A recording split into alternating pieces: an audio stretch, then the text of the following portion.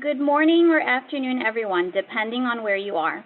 This is Roxana Galdames with JBS International. Thank you for joining today's Understanding Polyvictimization Webinar presented by the Office for Victims of Crime and Alliance for Hope International.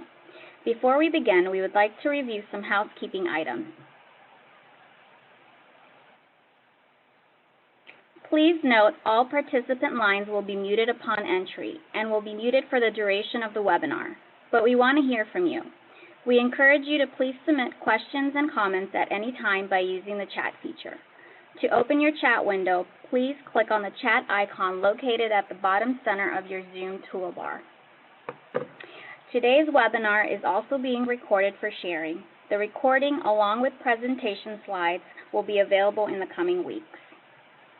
If you experience any technical issues during this webinar, please message us using the chat feature or email us at ovc-tta@jbsinternational.com.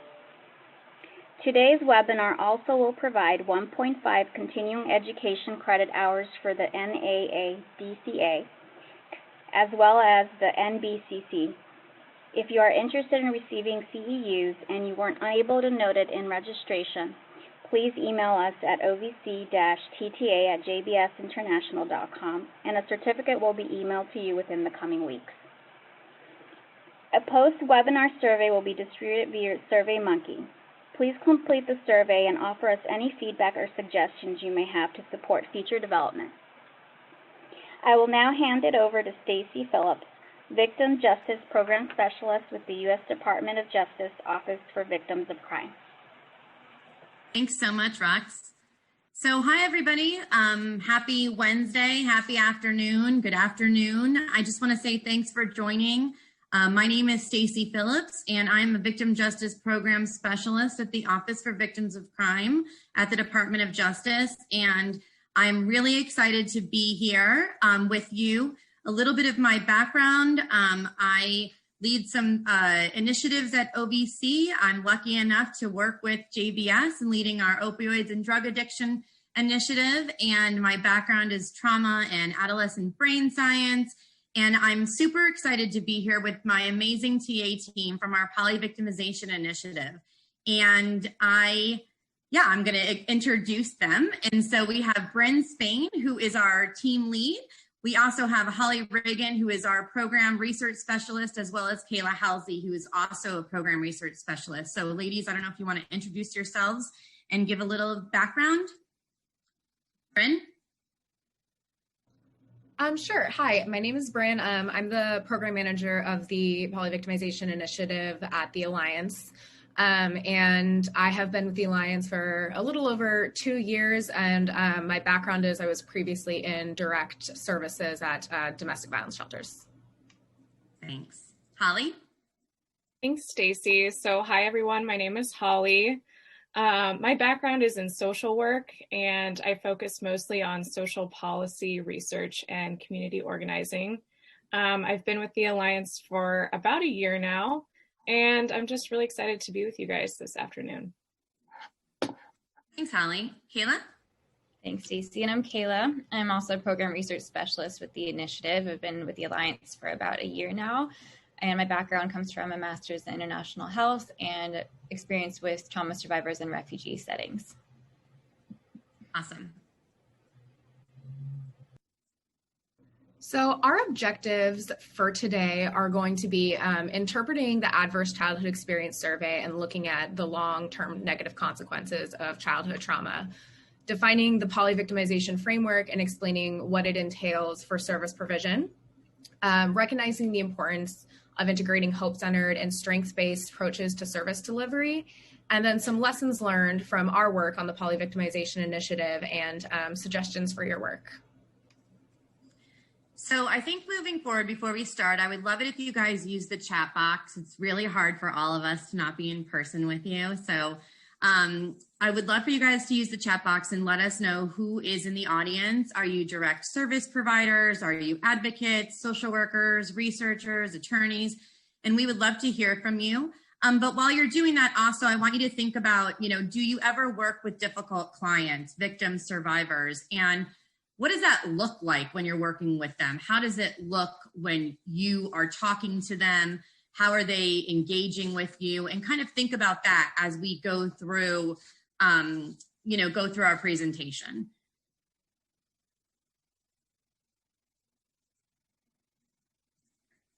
Bryn, we'll go to the next slide. So to begin, we're going to talk about ACEs, and I'm sure many of you are familiar with it. I looked at one of our previous webinars and saw that there was some discussion about adverse childhood experiences. So I'm probably going to speed through this part really quick. But the adverse childhood experiences study was actually not a childhood study, for those of you who don't know. And a doctor by the name of Vince Felitti was an internist at Kaiser Permanente, and he actually had a weight loss program, and he had hundreds and hundreds of clients losing massive amounts of weight.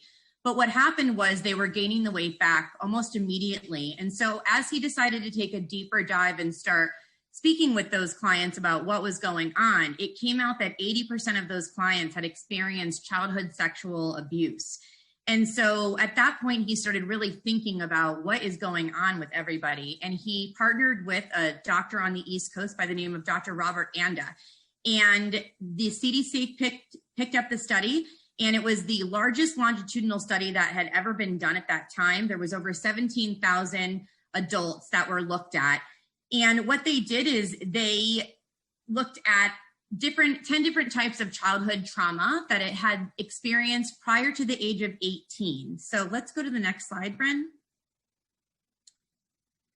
So there was only 10 different types of trauma. They looked at 5 different types of abuse and neglect, and then 5 different types of, they're now calling them household challenges or family challenges. They used to call them family dysfunction. So we're kind of glad that they changed that name. And that includes mental illness, a loved one who's incarcerated, domestic violence, substance abuse, as well as divorce. So the way that the survey works is you would get 1 point for each of the 10 questions that you experienced prior to the age of 18, 10 being the maximum number. But the research demonstrated that as your ACE score increased, so did the negative health consequences and impact on your life. So what they said was that 4 was essentially like the magic number. And so what the ACE survey is doing that's different is that it's asking about what happened to you rather than what's wrong with you. So the study proved that there were these high rates of childhood trauma that can result in the adult onset of chronic disease, mental illness, and also a propensity to perpetuate violence. Next slide. So as a matter of fact, in 2014, the largest juvenile justice study ever took place in the Florida juvenile justice system, where they looked at 64,000 juvenile offenders. And what they found was that more than 50% had scored a 4 or more on the ACE. The other 50% had scored a 2. So they knew that these kids had experienced some form of childhood trauma prior to ever entering the system. So when we look at that magic number of 4, we see from this slide that there is a bunch of negative life consequences. There is an increase to become a smoker. I believe it's like 300%. There's a 300% increase to get the likelihood to get lung cancer. The chances of being an alcoholic or substance abuser is increased by 800%. The 450% more likely to come down with depression. So, and this is because your body is like one intricate Swiss watch. So what happens in your immune system is connected to your lymphatic system, which is connected to your cardiovascular system. And so we know this because we know that trauma and stress live in the body. So something that I never have talked about before, but is something that I think is really good to know, especially when you're a direct service provider, is if you're familiar with Dr. Bruce Perry, who is kind of the father of trauma, when the Waco siege happened back in the 80s, he sent a team who studied the children there who had experienced trauma while the children were at rest, and they took their blood samples. And what they found was that those traumatized children had a 40% higher cortisol levels, and that's your stress hormone. So going through their system compared to like a normal child doing nothing. So if we're already boring you here right now, or if you're anxious sitting here wondering how long this webinar is going to be, you're probably idling at like 20, where the people that you're serving that have gone through whatever traumatic experiences they've gone through, their stress hormone that's going through their system is probably idling at around 60. So when you think about a person that you experience as a client, and I've heard people say this all the time, oh, Johnny just went from 0 to 100 in like a minute. Johnny's probably idling at 60. So the one thing you want to think about is that what if half of your staff is also idling at 60? What does your system look like as you're thinking about it? Think about the fact that all behaviors have meaning. You want to go to the next slide, friend? So what you see from a person is on the outside. What you don't see is what's happening underneath. And so we also know that there are critics of ACEs, because ACEs only account for those 10 types of trauma. It doesn't account for racial oppression. It doesn't account for community violence, bullying. So what's great about ACEs is that it really does lay the foundation with the research that all behaviors do have meaning. Now, does this mean that every single person that experiences trauma in their life is going to have all these negative consequences? No, absolutely not. But the people who don't have had those support systems, they've had the relationships in their life to assist them. So when we go on, we're going to talk about what does that look down the line? So I'm going to turn this over to, I'm not sure, to be honest with you. Holly, I'm turning it over to Holly. Thanks, Stacy. So before we move forward, I just want to pause and see if we have any questions in the chat box about ACEs or what Stacy just introduced to us. So if you have any immediate questions, go ahead and put those in the chat box. But we'll also have a question session at the end. So it's up to you.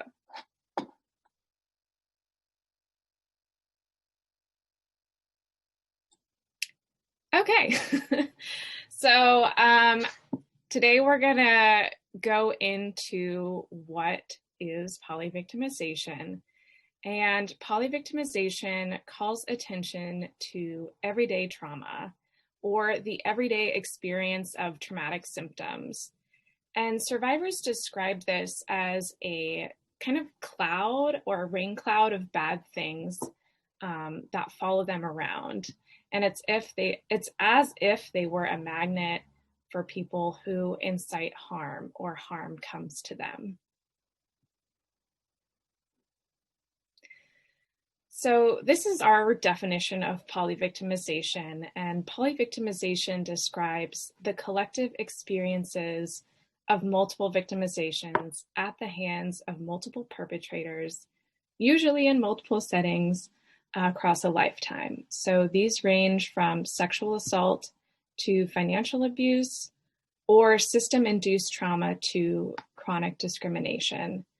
So something that's really unique about our definition is that it captures all life experiences of trauma across multiple systems of perpetration. Sorry, my cat, I don't know if you can hear that. So we're going to look at the case of 16-year-old Sally.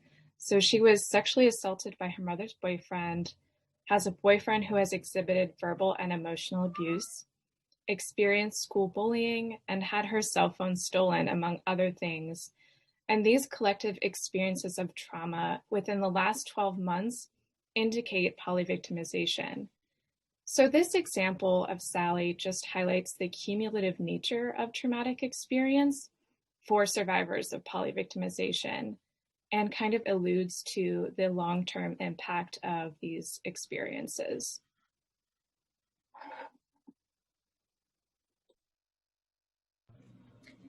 So since before our polyvictimization initiative that we had with OVC and the Alliance and our 6 pilot sites during the demonstration initiative, most of the research done on polyvictimization was actually about children. And some of the research identified that there are 4 main pathways to polyvictimization. And so if you just want to look at these and try and see where you have seen this in different clients that you've worked with while I explain a little further. This research shows that polyvictimization tends to persist over time. It's most likely to start near the beginning of grade school or the beginning of high school, and is associated with one or multiple of these 4 pathways. So the first one, which is dangerous families, refers to living in families that experience considerable violence and conflict. This may lead to children experiencing maltreatment, witnessing abuse to their siblings, and witnessing domestic violence. And the potential effects of these environments on child's development and socialization may also lead to peer victimization, which gets you to polyvictimization. Family disruption and adversity. This refers to families beset with problems around issues such as money, employment, substance use. This might compromise a child's supervision or create unmet emotional needs. And studies examining polyvictimization in children suggest that these factors of neglect, whether they're willful or unwillful, may lead to instances of victimization outside the home, including peer victimization, sexual victimization, and property victimization, which again leads you to polyvictimization. Dangerous neighborhoods refers to residing in or moving into communities with high crime rates. The path to polyvictimization in this instance is more direct, as children are directly exposed to the risks of property crime, witnessing violence, peer victimization, and sexual victimization just through this pathway alone. And for emotional disruptions, this refers to children who have pre-existing emotional problems that may increase risky behavior, interfere socialization, and compromise the ability to protect themselves, compromise their threat detection systems. Additionally, the stigma around behavioral and mental health issues in children may also lead to a lack of external protective factors, which makes children more vulnerable to maltreatment, peer victimization, and sexual victimization. So with that overview, we are going to talk a little bit about, missed slide. That leads us to the whole person impact of polyvictimization. As you can see, polyvictimization deteriorates mental health. It causes changes in behaviors, which we're going to talk a little bit about on the next slide, and decreases physical well-being. Also, polyvictimization has a cumulative impact. If you are a polyvictim, you are 2 to 7 more likely to be victimized in the future, and 4 to 6 times more likely to experience a serious victimization, which is classified as victimization with a weapon or sexual assault. The behavioral impact of polyvictimization and ACEs, people with high levels of trauma often have these symptoms that we measure as part of our polyvictimization assessment tool, which we'll get into in a little bit, but they might not know where they come from. And so some of these are inability to trust others, perception that danger is everywhere, and hypervigilance, difficulty with change and transitions, feeling guarded and anxious, difficulty redirecting, rejecting support, feeling highly physically reactive to certain stimuli, feeling highly emotionally reactive to certain stimuli, difficulty, calming down and coming back to a sense of homeostasis after outbursts, holding on to grievances, and being unable to recognize dynamics that lead to the same results in abuse situations. Bryn, that slide didn't switch. I don't know if you saw that.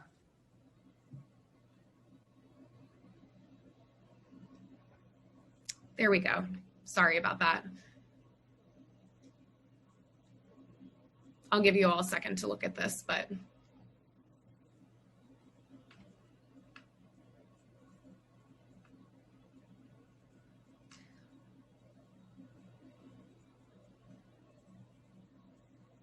so we're about to talk a little bit about the polyvictimization demonstration initiative, but before we start, are there any questions about anything that we had just discussed?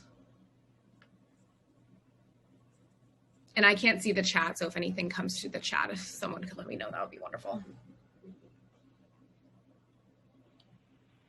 At this time, no questions have been submitted via the chat. Okay, great. Thank you.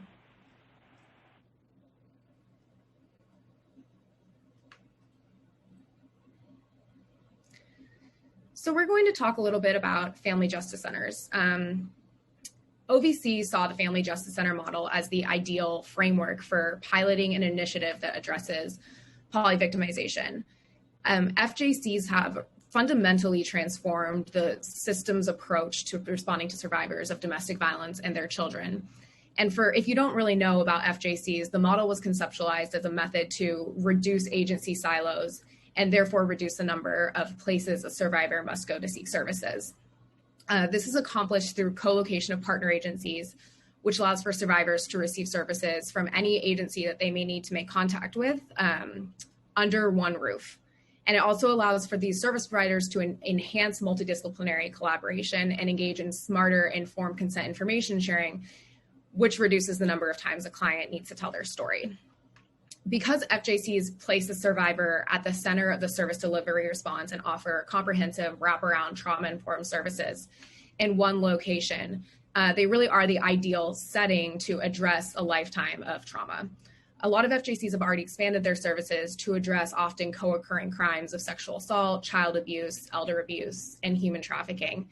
Family Justice Centers also have a history of multi-agency collaboration and in-depth community strategic planning, which creates a shared vision to responding to these complex needs, which makes the changes brought about by integrating such a complex framework, like the polyvictimization framework, much more feasible and doable.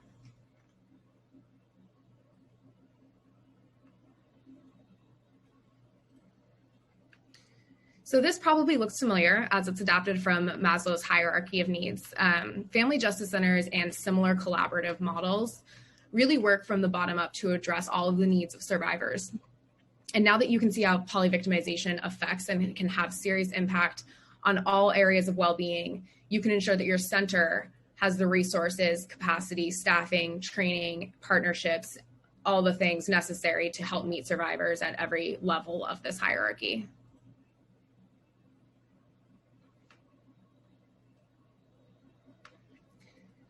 The goal of this first demonstration initiative was designed to work on 3 levels: systems, organizations, and individuals.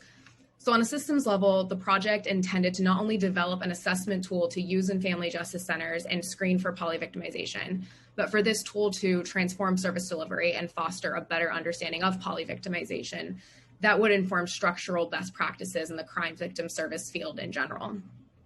On an organizational level, the project intended to enhance FJC services to become more culturally responsive, survivor-centered, trauma-informed.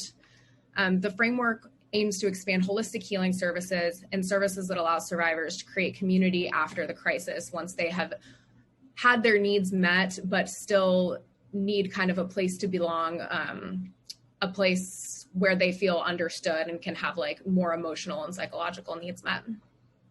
The project also focused on the well-being of staff members and set objectives to become more responsive to vicarious trauma, burnout, and compassion fatigue, especially in the case of utilizing the polyvictimization assessment tool, which, because the disclosures on this tool are beyond the scope of traditional questions asked in intake settings and domestic violence and sexual assault fields, they're exposed to a lot higher levels of trauma than they are typically used to. And lastly, on an individual level, the demonstration initiative aimed to create long-term individualized service plans by increasing collaboration and integration of services at family justice centers.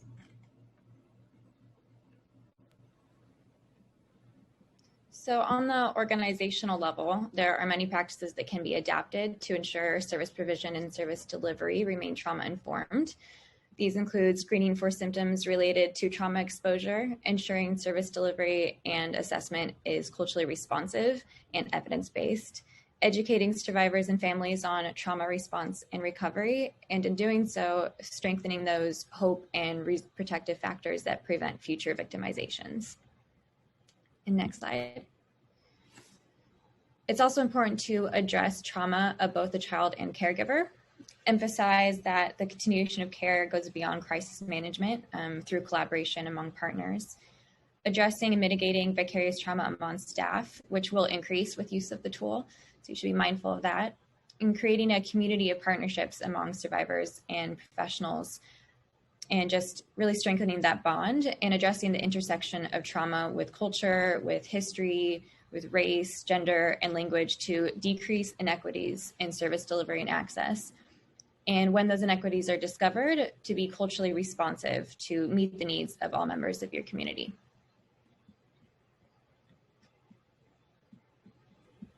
So when we talk about what it means to be trauma informed, it's not just about how you speak to a client, it's also about the aesthetics and how your agency presents itself. Our sites worked really hard to really transform their sites. We brought in some trauma experts to really talk about what they could do, the little things that they could do with limited to no money to really transform their agencies to be more trauma informed and client centered. So Sonoma, this was our FJC in Sonoma, they put in a permanent receptionist, as you can see from the picture. You can also see in there what they're calling their trauma-informed environment.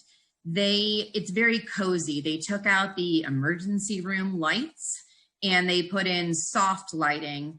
They added artwork, they added pillows, and they literally had no budget for this whatsoever. They utilized a place called the Grateful Garment, and the Grateful Garment ended up funding all of it.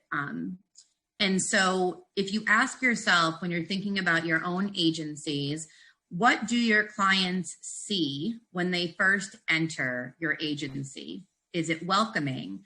You know, what are the smells? Aromatherapy, is there a smell of coffee because that's soothing? In Queens, they provided trauma-informed and customer care trainings for their staff and partners, which led to, can you change the slide, Bren?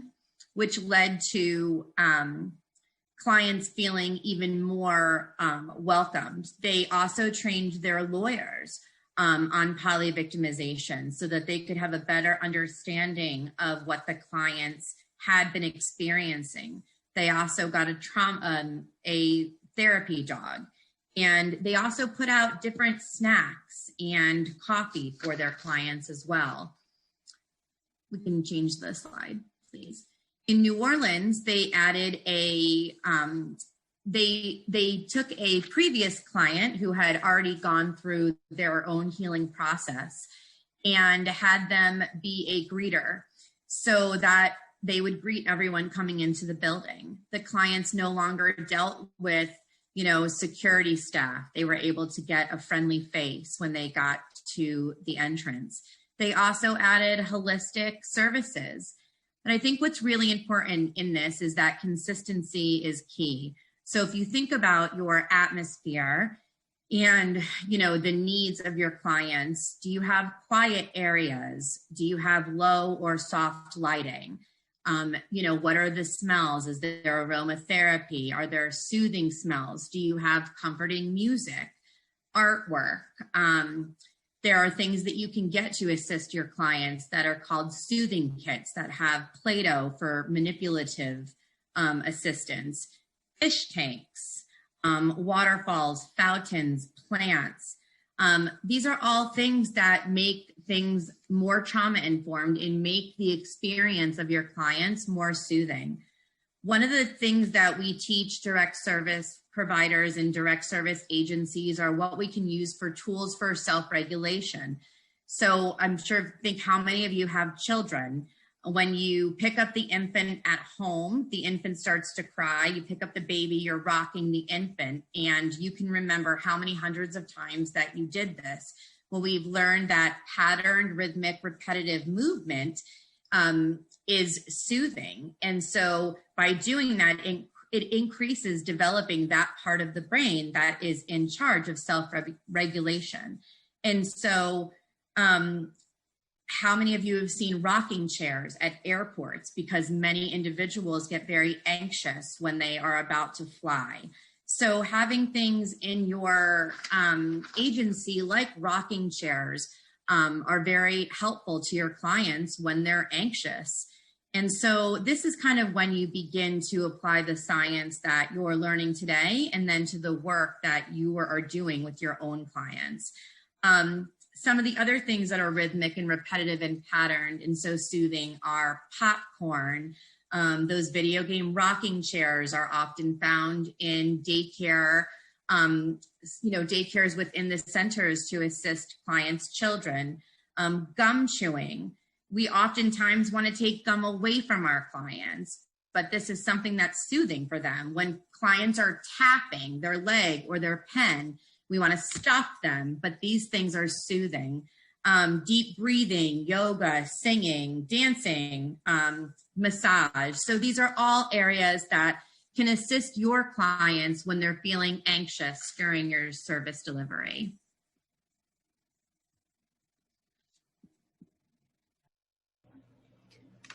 Before we talk about the polyvictimization assessment tool, does anybody have any questions?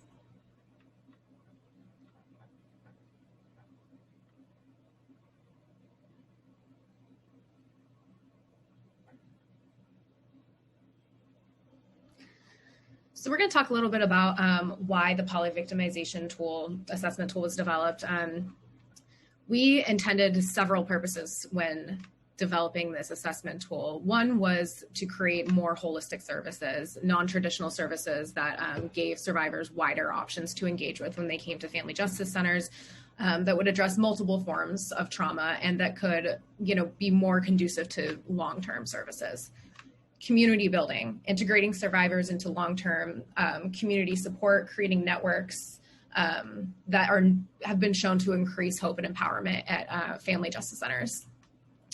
We also wanted to create a feedback loop for centers. So when they are looking at these assessment tools, they are able to see victimizations that they may have not known that their clients were experiencing, and that may alert them to the fact that there are certain partners who are not at the table that should be. And it'll also show them maybe what is working well in their center and what might need to be adjusted, because the polyvictimization assessment tool tends to require a lot more capacity, resources, partnerships. It takes more time, and it definitely will show where in the client process there are, duplications of services or not enough services. The polyvictimization assessment tool was obviously also designed to mitigate the impact of trauma by educating, normalizing, and contextualizing the lived experiences of survivors. And this is done a lot through psychoeducation. So when training navigators and case managers and people who are using this tool, there's a large emphasis placed on how to normalize what survivors have gone through in their lives and the cumulative effect of what they've gone through and the symptoms that they're experiencing, the responses that they're having to this trauma. And of course, we want to measure prevalence. We want to be able to see, document the prevalence of certain victimizations in communities in order to show that when you are dealing with a sexual assault, domestic violence agency or a similar type of agency, people who are coming in, it is not normally their first victimization that they've experienced just because of the nature of trauma. And so that's something that we're collecting incredibly important data on as well. So these are the guiding principles of the assessment tool. And I know this is hard to see, but the tool is meant to be client-centered. It's supposed to be used to guide service delivery. It is supposed to be dynamic and flexible, so it can be used during one intake session or across multiple. It can be used by multiple partners as well. It is meant to screen for lifetime victimization, so it has a couple of categories. It has in the last year, as an adult, or as a child. It is really meant to cover the span of a survivor's life. It's meant to be conversational. It's not supposed to be a checklist that someone reads off of. The topics are supposed to come up at least somewhat organically and at the comfort level of the survivor. It includes various types of victimizations. We tried to make it as comprehensive as possible.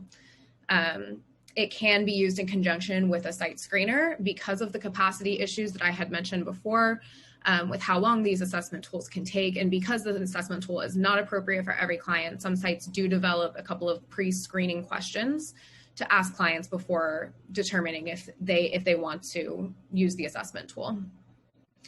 It includes both a symptom section and an event section. It can be implemented in 2 or more parts as part of the, flexibility aspect. It is an information integration tool. So it is meant to, this kind of goes back to informing service delivery. The information collected here is not just for data and prevalence information. It is really meant to inform services and identify areas that survivors can benefit from while they're at the Family Justice Center that you might not have been clued into if you had only asked about their presenting victimization. And it is focused on adult clients. We do not yet have a polyvictimization tool for children yet, but that is something that people have expressed interest in, so possibly one day. And this is the tool. This is what it looks like. So there are 26 event-based questions and 18 symptoms-based questions. And as you can see, you can't see, so I'll just tell you, but there are a couple of different time frames. There's multiple options for how the user can fill it out. Not every question is appropriate to ask, and so we do have options for that. There's a note section if there's anything significant that they want to record.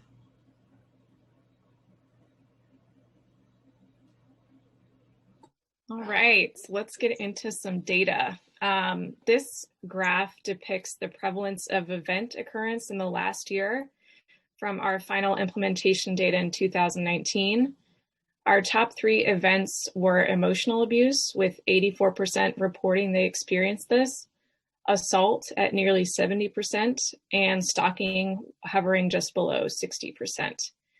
So events highlighted in yellow were of interest to us. We saw nearly 1 in 2 reporting substance use, poverty, strangulation, and chronic discrimination. And this may not come as a surprise to you, especially with the understanding that substance use is often linked to victimization and lifetime trauma. So these were our top 5 prevalence of events from our final implementation data. So during childhood, the top 5 events were emotional abuse, neglect, bullying, sexual assault, and assault. During adulthood was emotional abuse, assault, stalking, financial abuse, and strangulation. And then within the last year, it ties to the adulthood period, but we saw emotional abuse, assault, and stalking, including financial abuse and poverty.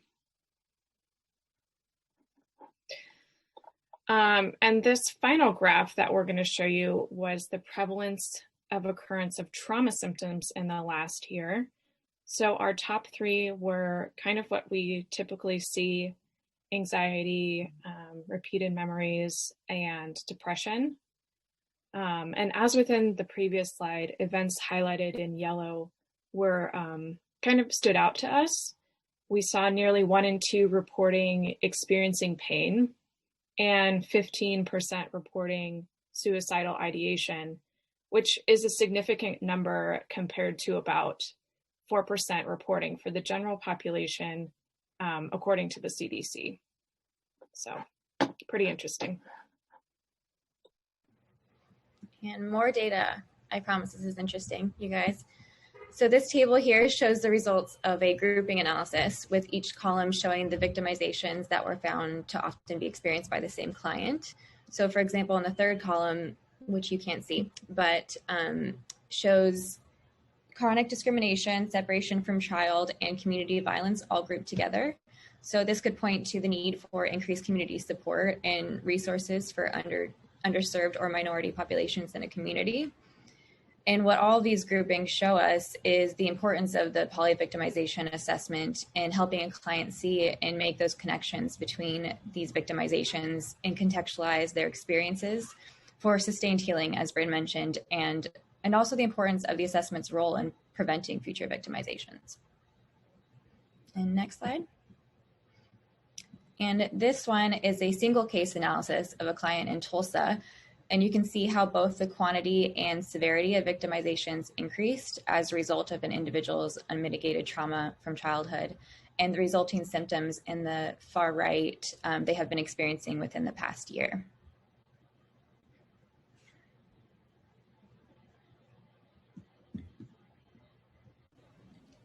before we talk about lessons learned and ongoing considerations, are there any questions on that section? There was a few asking Yes, about. there were. Oh, there you go. Sorry, go ahead, Yeah, Rox. Oh yeah, I'm noticing that you're answering the questions in the chat, so I'd be happy to read them off.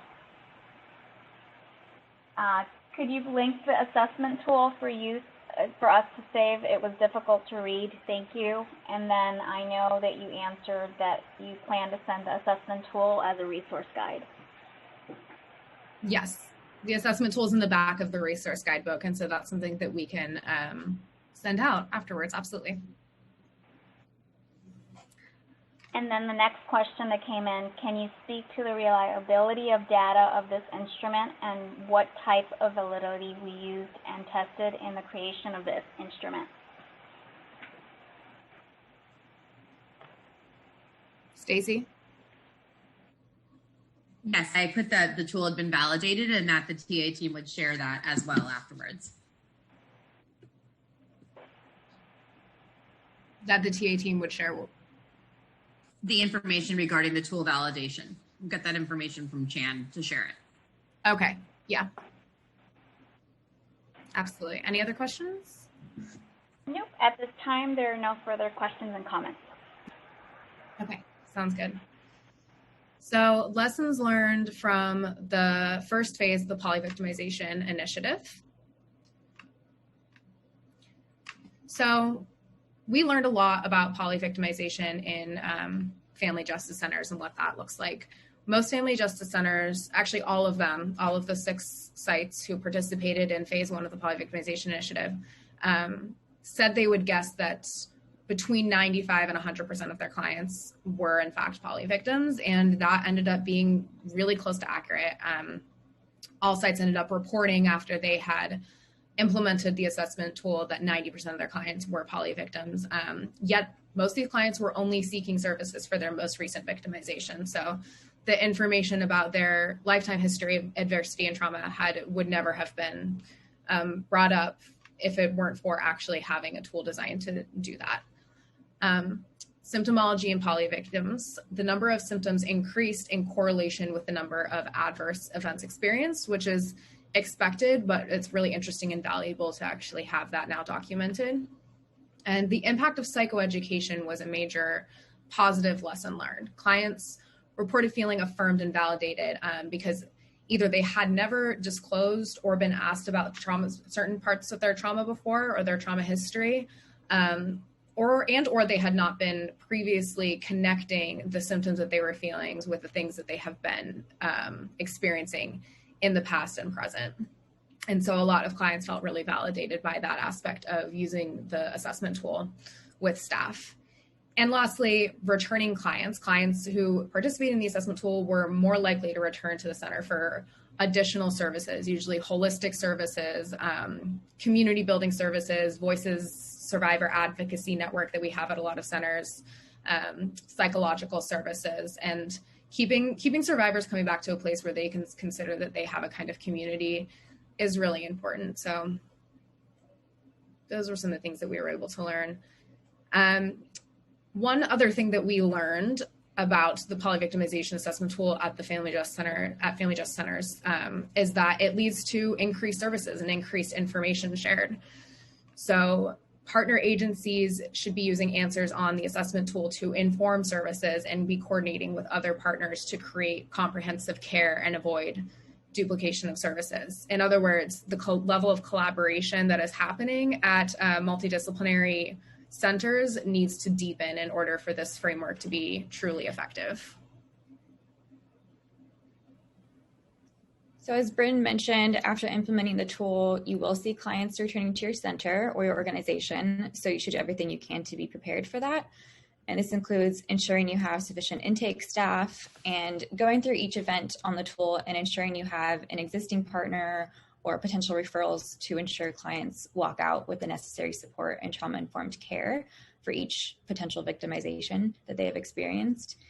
And this will also require the transition into long-term case management and the delivery of holistic services. So maintaining that flexibility and adaptability at your organization is essential. And in order to create and maintain a trauma-informed environment at your center through all stages of the delivery, centers must view their service delivery as nonlinear, where all frontline staff are equipped with that knowledge of trauma response and recovery and can find that common ground between generalist and specialist knowledge where the magic is found. Go ahead in the next slide there. So in order to obtain this magic, needs assessment and in-depth training for frontline staff is critical, especially on symptomology. And these are resources, these 3 bullets here that we provide and definitely recommend to build that foundation of knowledge.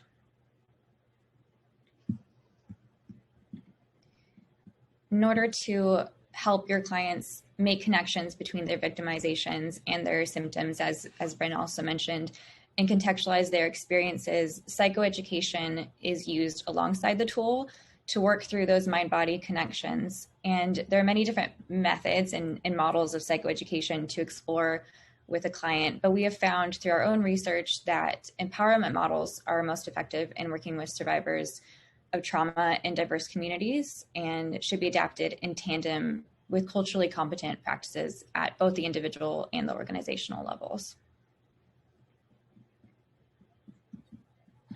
So kind of switching back to discussing staff, centers saw increased reporting of vicarious trauma, compassion fatigue, and burnout in frontline staff.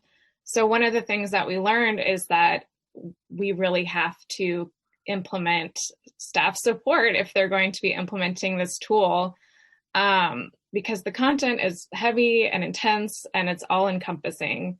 And not everybody has trauma training. So symptoms of vicarious trauma can be mitigated with regular debriefing, vicarious trauma psychoeducation, modified caseloads, and organizational support of self-care, both in and outside of the workplace. So the other lesson learned was kind of just our understanding that empathy is the foundation of the polyvictimization framework.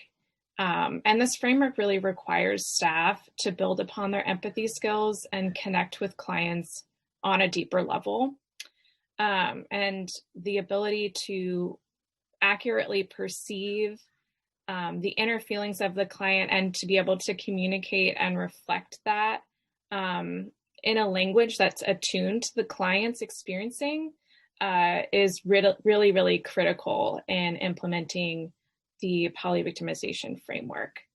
So now we're going to watch a short video from Brene Brown on the differences between empathy and sympathy. So I hope you like it.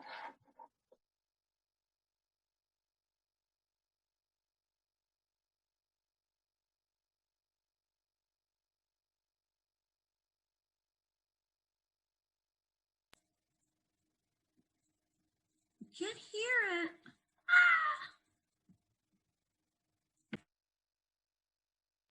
Rox, could you try pressing play from where you're called in from? Oh, sorry about that.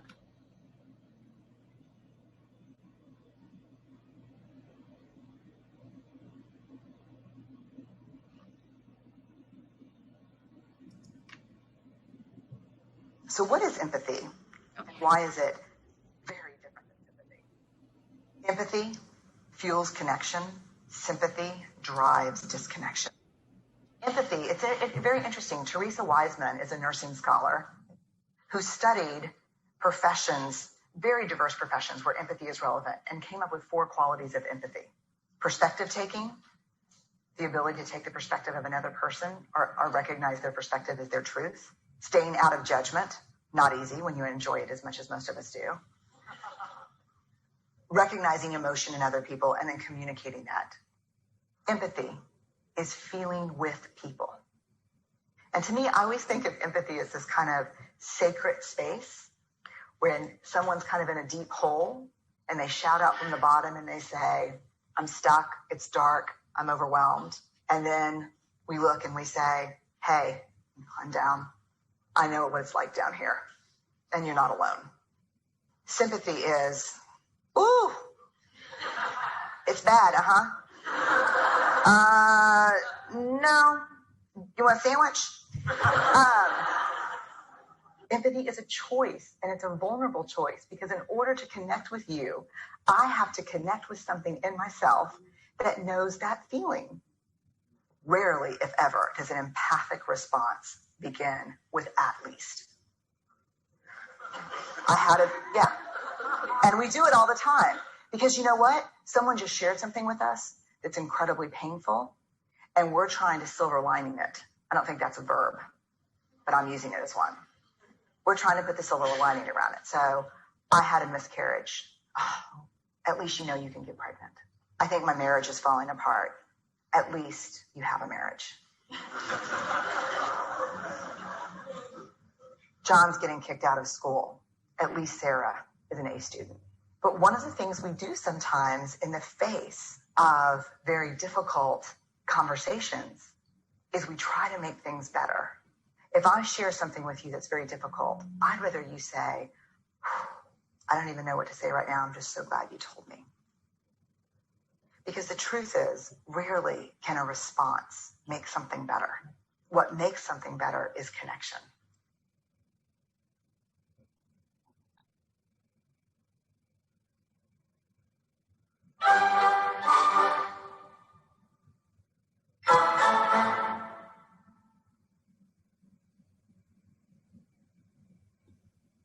Stacy, did you want to reflect on the video a little bit, or should we just move forward? I think we can just move forward. Okay, go back a slide, Bryn.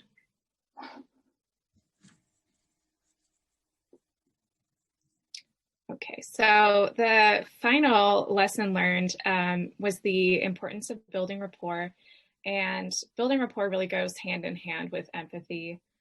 The level of disclosure kind of encouraged from the tool requires solid trust and connection.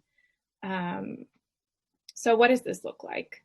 This looks like active listening, in paying attention to both nonverbal and verbal communication. Staff can paraphrase what the client is disclosing, further building an environment of safety and acceptance. And it also looks like asking open-ended questions and allowing also for silence and creating that holding space for the survivor to tell their story.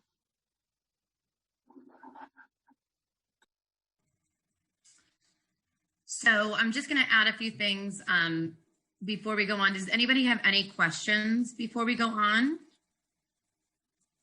I know it seems so simplistic to think, oh, empathy, we all have empathy. But I think what happens is when we're working in our perspective disciplines and our agencies, we oftentimes become so bogged down with the everyday rigmarole of what we're doing there that we kind of lose sight of the fact that we're working with people, right? With people that have experienced such high volumes of trauma. And so something as simplistic as empathy and building that rapport. I remember one time we were at one of the agencies that was utilizing the tool a couple of years ago, and we were sitting in on a client intake, and the woman who was doing the intake, she was like a robot.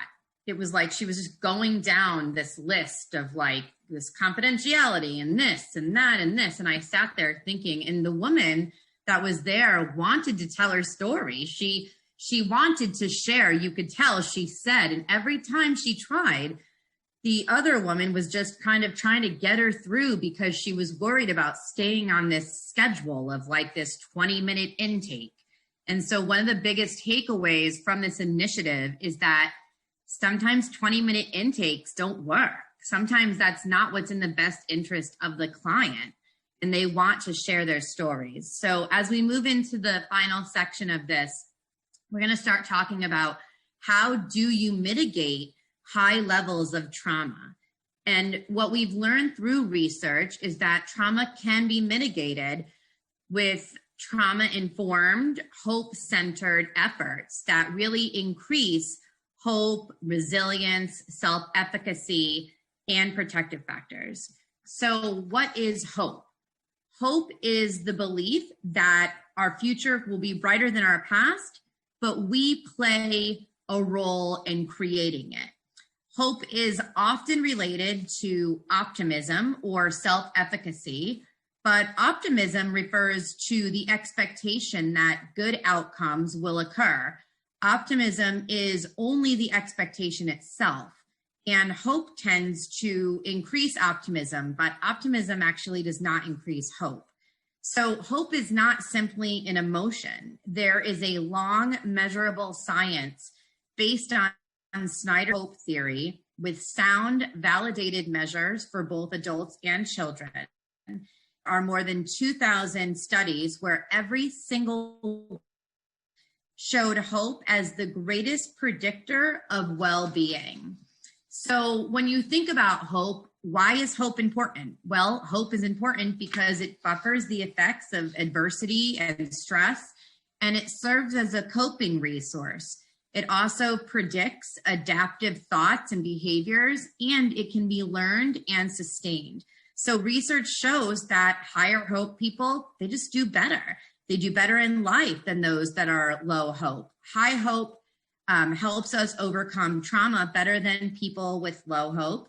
People with higher hope have higher rates of surviving cancer. They do better in school. They make better employees. Hopeful children are more optimistic about the future. They have stronger problem-solving skills. They develop more life goals. Hope is also predictive of attendance in grade school. It's predictive of increased graduation rates. There's increased improvement on test scores. As a matter of fact, through Gallup measures hope in schools. And what was found that if a child's score increases by just 2 points is the equivalent of 1 letter grade.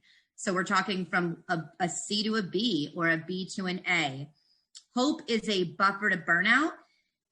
When leaders score as high hope individuals, the employees actually see leaders as being transformational. When they're lower hope, they're seen as transactional. Lower hope people take a lot longer in the day to do their work. So when we're looking at hope, there are 2 fundamental processes in terms of that. Now, one of the things I want to add is that hope is not about impulsiveness or habit. It's really about intention. And intention connects to what we believe, not what we know. So there are 2 fundamental processes, like I said, pathways and agency. So your pathways are your roadmaps. They're your thought processes that represent the mental strategies that a person can develop towards their goals. And the agency is your willpower. So let's go ahead and move to the next slide.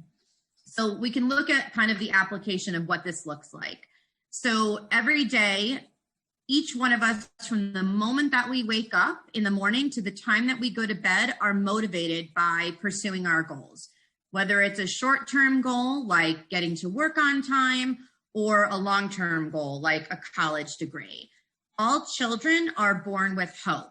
Hope is the essence of being human. Even the smallest habits, even the smallest babies have goals. Even if they can't articulate them, if they're happy or if they're crying. And so when we look at how this works, I want you to think about a time. I wish I was in front of you so I could see your faces because I'm going to age myself right now.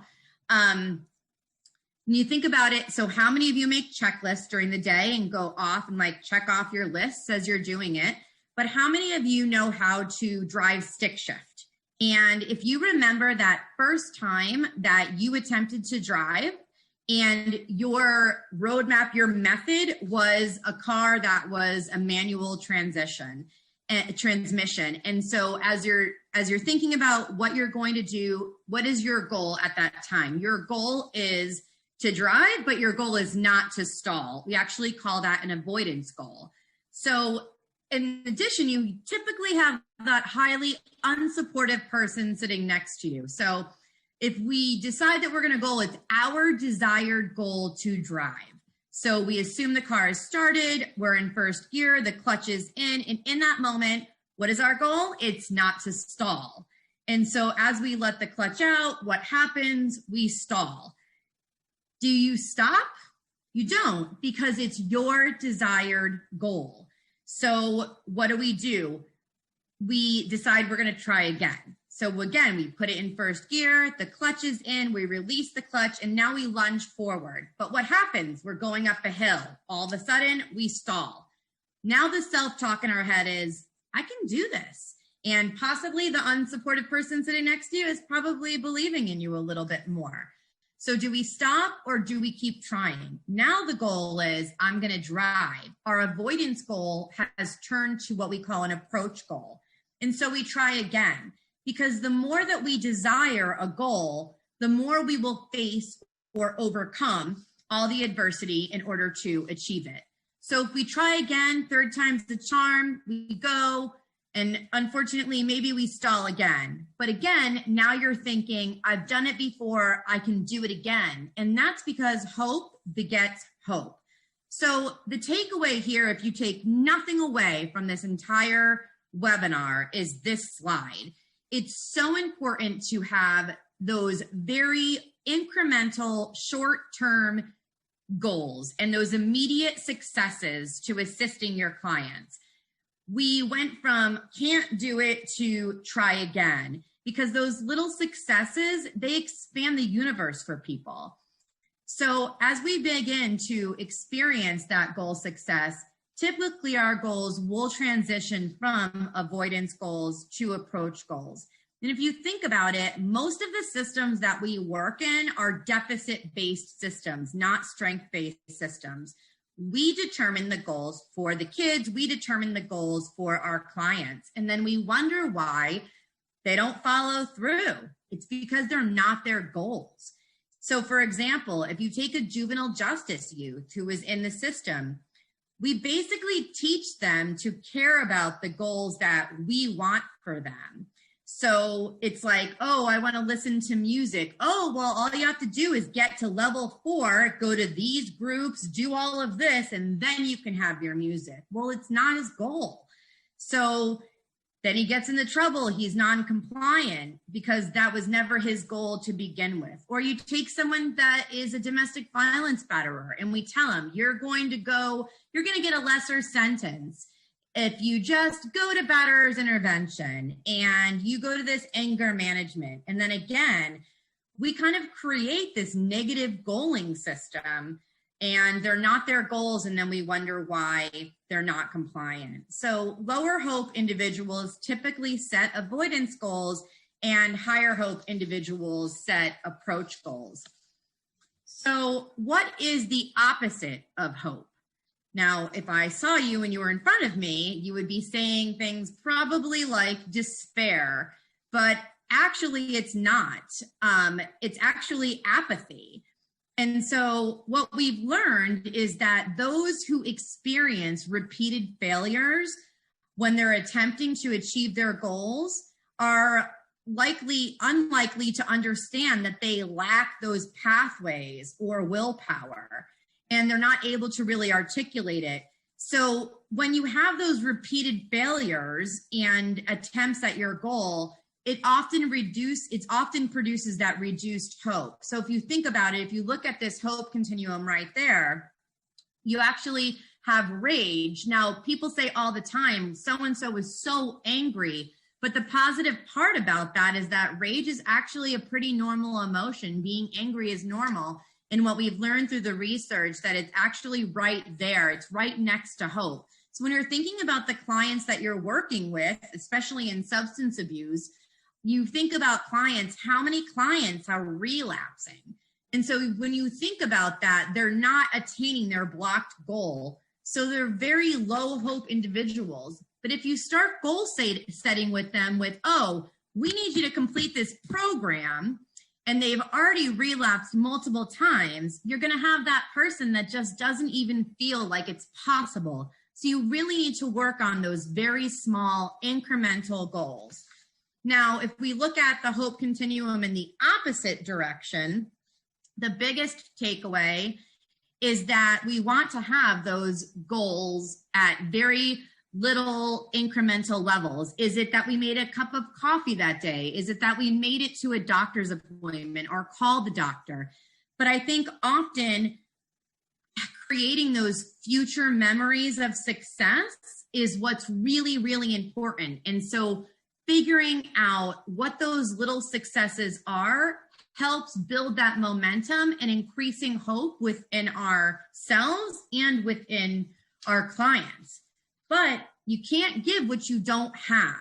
And so it's really important to think about that in terms of how you're going to work with your clients. Now, I know there's probably a lot of you are like, well, we have to get them to finish these programs, and that's absolutely true. So how can you align your goals with their desired goals and assisting them in reaching, those goals? Because if it's their desired goal, then it's going to be much more attainable for them.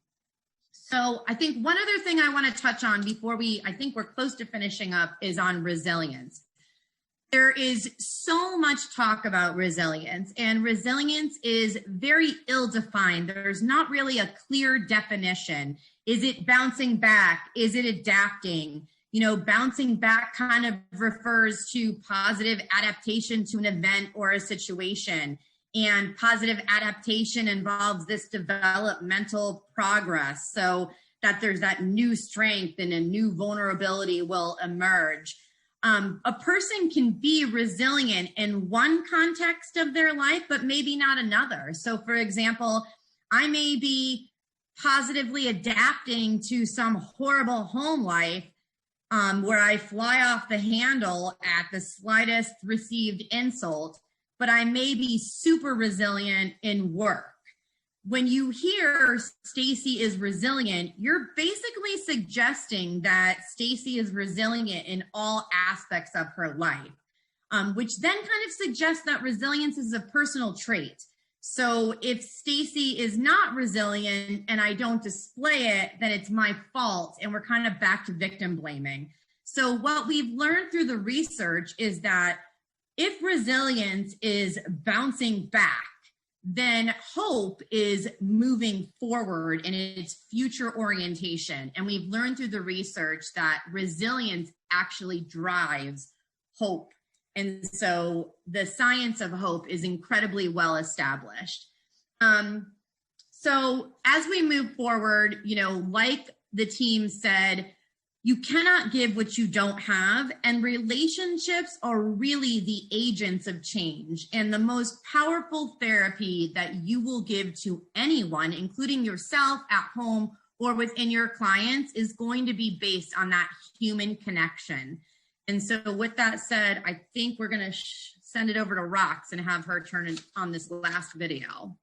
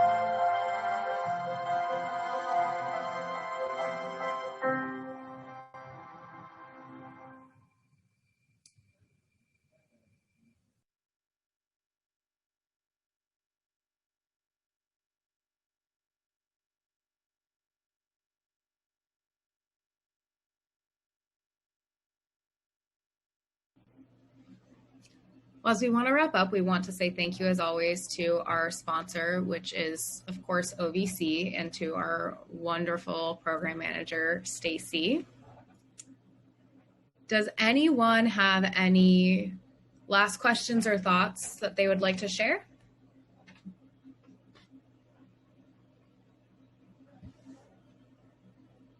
Comments?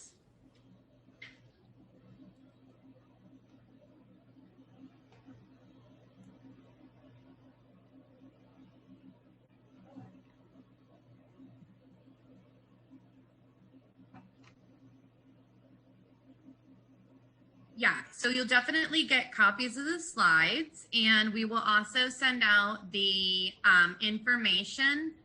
Yeah, so good question on support for using the tool. Yeah, so one of the things that we talked about doing was that if there were individuals that are interested in utilizing the tool, that we would gather that information from the JBS team and then set up some smaller groups to be able to teach how to implement the tool.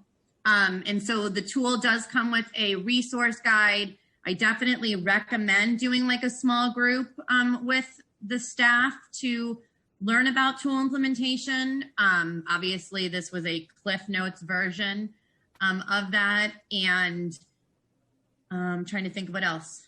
Resource guide. Oh, and we'll also get the information regarding how we validated the tool. We obviously left out a lot of information about the lit review and things like that took place, but we'll gather that information from our researchers and get that out as well.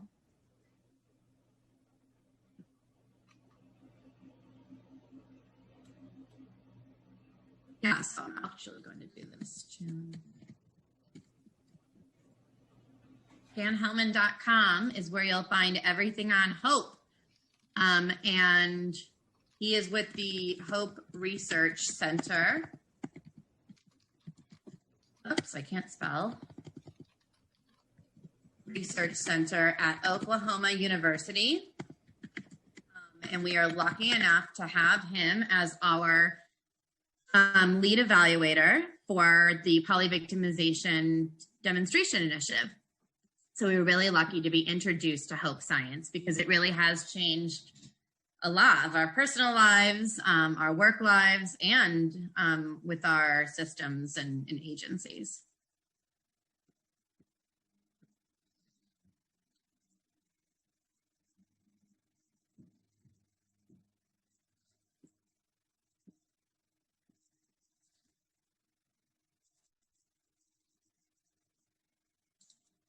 Well, Rox, and do you think that we have enough, there's enough time, or?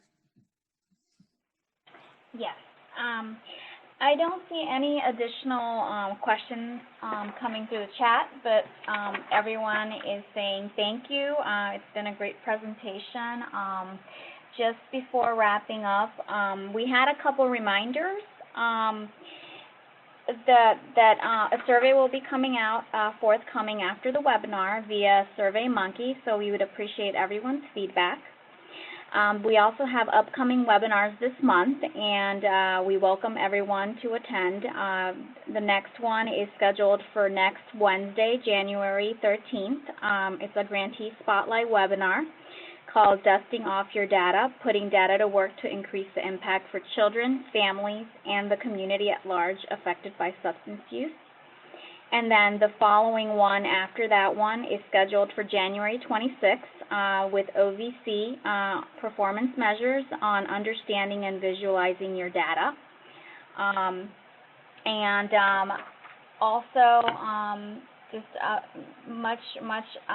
We appreciate you all. This has been a great presentation, Kayla, Stacy, Bryn, and Holly. And if anyone has any questions, feel free to email us. We have the emails up here of everyone. We also will share the recording and slides as shared in the coming weeks via the OVC TTA inbox listserv. Yeah, and thank you so much. And feel free to reach out if you have any questions at all regarding any of it.